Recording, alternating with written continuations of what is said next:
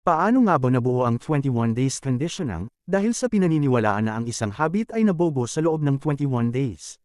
Pero ano nga ba ang totoo?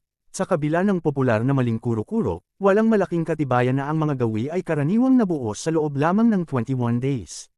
Isa itong tanyag na alamat na pinalaganap ng mga self-help guro, na nagbigay inspirasyon sa napakalaking bilang ng mga tao na bumuo ng mga habit app, na nagsasabing binabago ang buhay ng mga tao o hayop sa loob lamang ng 21 days.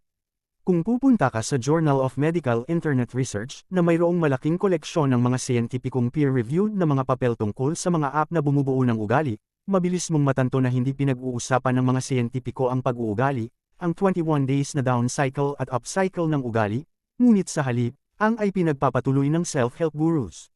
Kaya, sa puntong ito maaari kang magtanong, gaano katagal ang kinakailangan upang bumuo ng isang habit? Bagamat hindi ganoon karaming mga pag-aaral ang